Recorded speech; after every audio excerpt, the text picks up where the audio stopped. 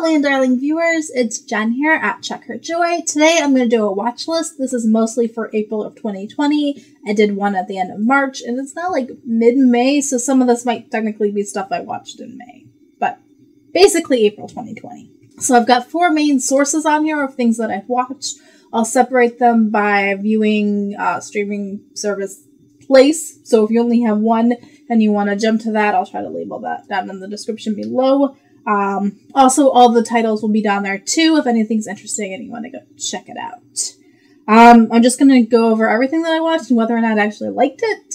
At least the major things. If I watched like half an episode of something, I don't think it's on here.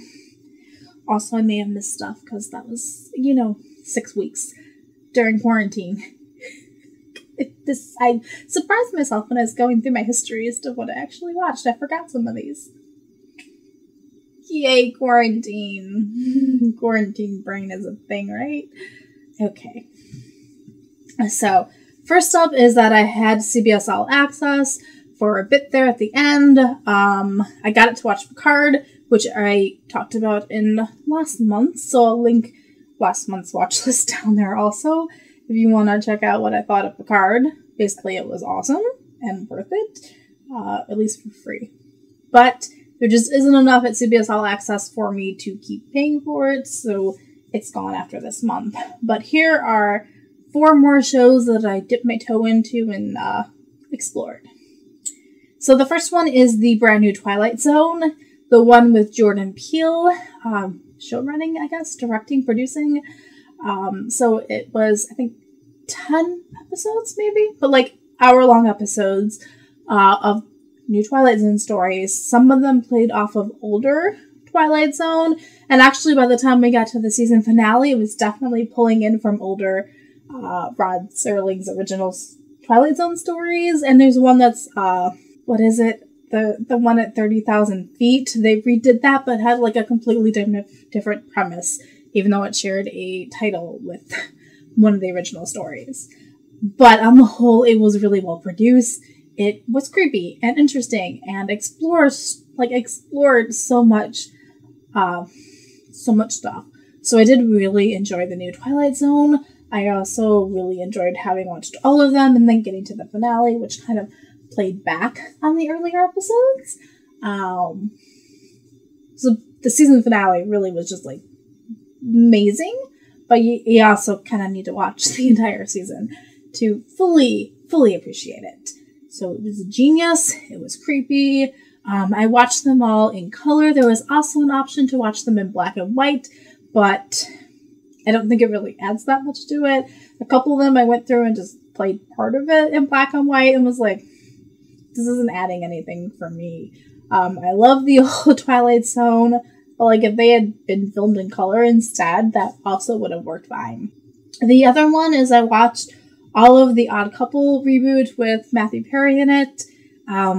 This is a story following Felix and Oscar, who have completely different personalities. They are both divorced, and when Felix's wife kicks him out, he goes and lives with his ex-college? I don't know if they're roommates, but like friend, Oscar, and their personality clashes. But they're also both still trying to date and navigate, and it's set in our modern age. I think this came out in 2015, but like they're still using cell phones and the internet. So Oscar is much more relaxed, much more of a playboy, a slob, but he also is like a sports fanatic, and he has a podcast that he does online where he does sports commentary. Whereas Felix,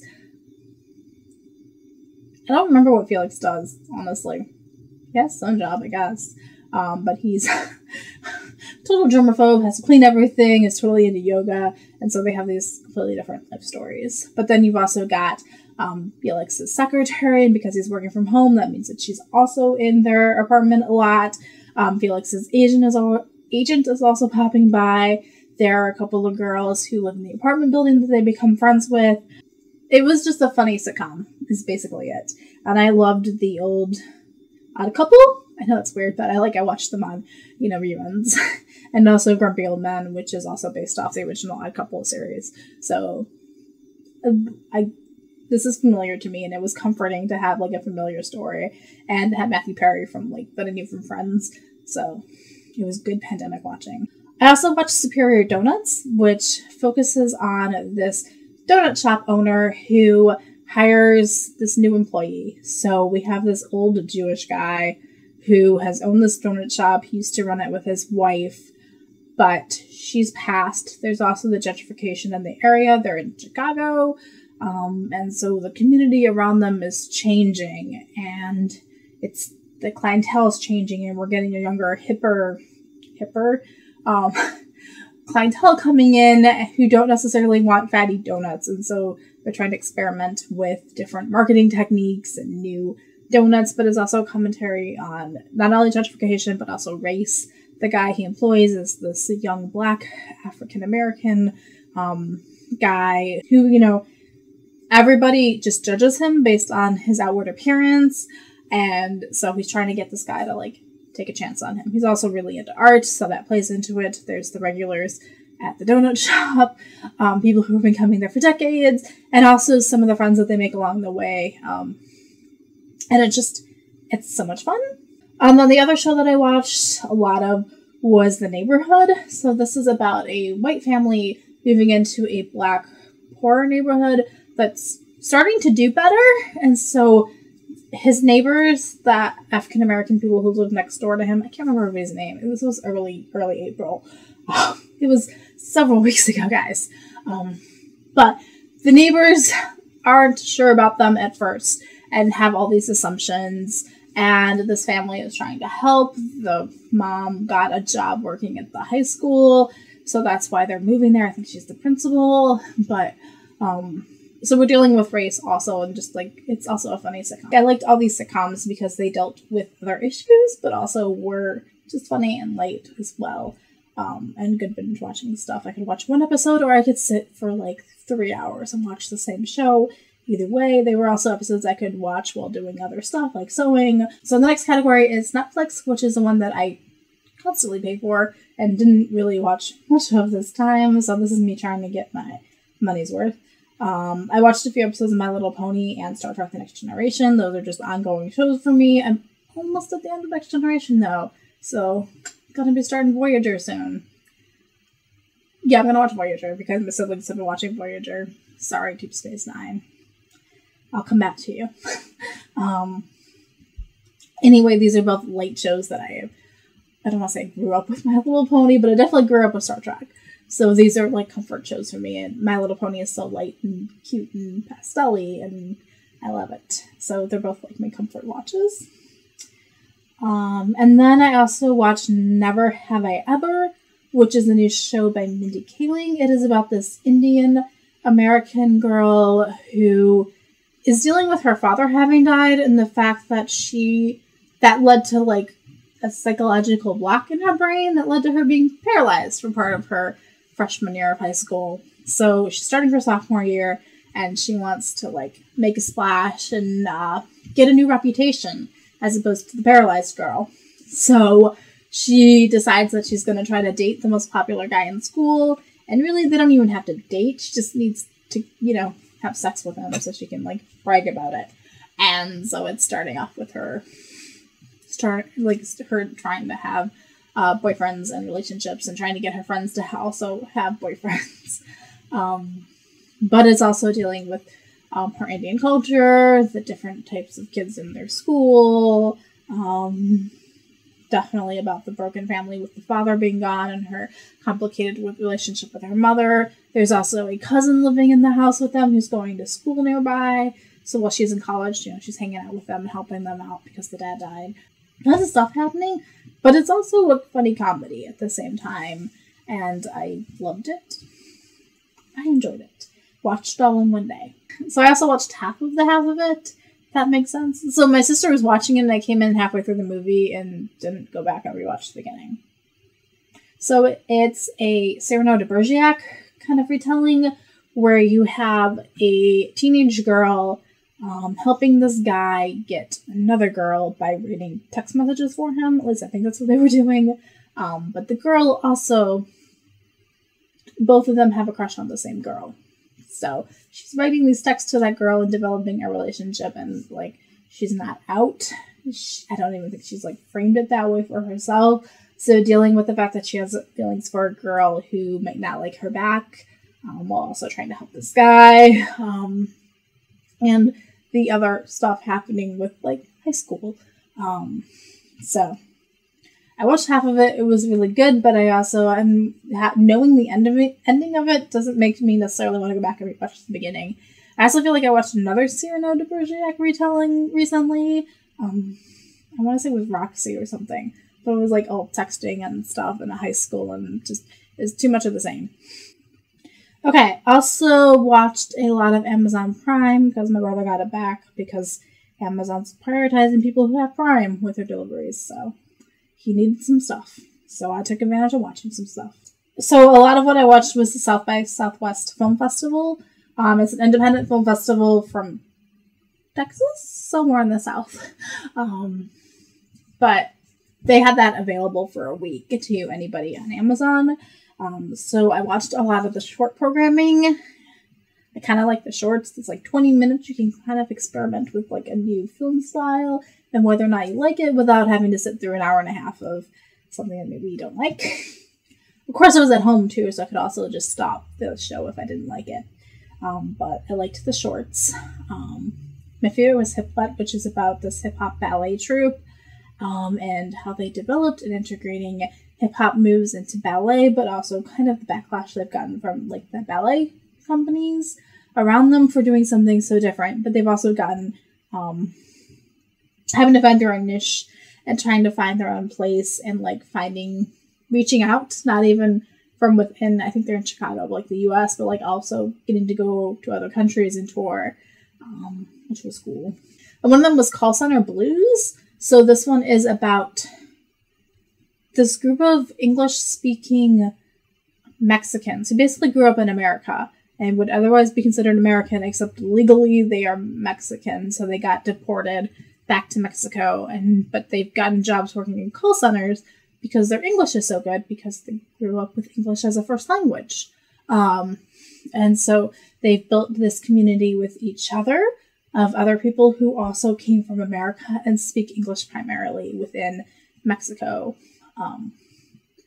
So that was really fascinating. Tons and tons of different stuff in the South by Southwest Festival. It's no longer available, so I don't want to spend too much time on it. But yeah, I did spend like a good week going through all of those. I also watched The Addams Family, which I talked about in the March review. This is the original 60s television. It's in black and white. It's about this family of really quirky, kind of goth characters. But they are kind of like the opposite of the typical American family. They like dark things and potions and stuff. And it's a comedy and I love it. If you don't know The Addams Family, you should totally check it out. The 90s movies are my favorites, and that might be the place to start. There's also been a new animated movie, and that was also really good. I also watched more Horrible Histories, which is a BBC children's show. I talked about it last month, but this is just a sketch comedy show that introduces history to kids. So if Monty Python were for children and really factually accurate. I went back and rewatched part of season 1, even though I know I'd watched it multiple times. There were still facts that I forgot, just because there's so much in each of those shows. So, like, even going back and rewatching the same episodes, I still learned stuff or remembered stuff, I guess. And movie-wise, I watched The Wedding Year, which is about this couple who have to go to, I think, 7 weddings in the same year, including they each have one sibling getting married, and how their relationship progresses over this one year as they go to all these weddings, as their ideas about marriage and love kind of shift and change. Some of these relationships look solid. Some of these look like maybe they're not going to last. Some of them, they're more part of the wedding party. Some of them, they're like, I think I remember who this person is who's getting married, who invited us. And so that was really fun, interesting rom-com. And then the last place that I have been binging stuff is on YouTube. So there are some TV shows that air episodes or segments on here. So most of the late shows do that. I've been watching I'm not going to remember each of the names, they're all so similar, but the ones with Seth Meyers and Stephen Colbert and Trevor Noah and Jimmy Fallon, like, I've been catching up on all of them, and at least getting the opening monologues and their routine repeating sections. So, like, meanwhile, with Stephen Colbert, like, I've been watching all of those and catching up on them. It's kind of my primary source of information right now about what's going on with the pandemic, because I just can't focus on reading the news. And also having it in a comedy setting makes it a little bit easier to digest really awful bad things happening. And also seeing what else is happening in the world. So that's how I'm kind of getting my news, for better or worse. Also last week tonight with John Oliver has been doing coronavirus segments. So I've been watching those every week too. So it may not be the best place to get news, but that's where I've been getting it. They're also funny and humorous. Also been watching some of the Saturday Night Live sketches. Not like everyone though, just some of them pop up and I'm like, that one sounds interesting, that one doesn't. They're kind of hit or miss with Saturday Night Live. And then I've also been watching Some Good News, which is a YouTube series started by John Krasinski, where he just talks about like good things that are happening in the middle of the pandemic. They're on episode 7 by now, but like they'll talk about news stories and tweets that they've seen and ways that people are connecting and reaching out with each other and dealing with what is happening. So like one episode was focusing on graduations, another episode dealt with like prom. This week's was about a wedding, but then he also has other celebrities come and guest star and like surprise Zoom bomb people, I guess. Like he'll follow up on a story that somebody posted online and interview them and then have other celebrities jump in, and the jump-ins are probably the best part of this. And then I've also... Okay, I've only watched one of them so far, but the National Theatre in the UK, they're based in London, they have done productions and recorded them. Like, generally they release these in theaters, but during the pandemic, they're releasing one a week. And so I watched Frankenstein with Benedict Cumberbatch and Johnny Lee Miller in it. I watched the one with Cumberbatch as the creature, and Miller as the doctor. Although they aired both of them, by the time I watched one, I didn't feel like I wanted to watch the other one. It was good, but like watching both of them would have been too much. But they've done other ones like the Dungeoneer. I know they're going to do Coriolanus with Tom Hiddleston like in June, I think. So like I'm excited for that one also. So watching the National Theatre, check that one out, guys, if you like theater. So that's what I've been watching in April-ish of 2020. Haven't really had I just haven't had the patience to watch many movies. And even like The Wedding Year, I don't think I watched it all in one sitting either. Like I think I got up and went and cooked dinner and then came back to it and stuff. So like I'm not in a movie watching thing. I'm in a binge watch an entire television series mood right now. And watch small YouTube videos. So peace out. I love you guys. Keep reading, but also keep watching, I guess. The ending doesn't work when I don't talk about books, do I? But bye!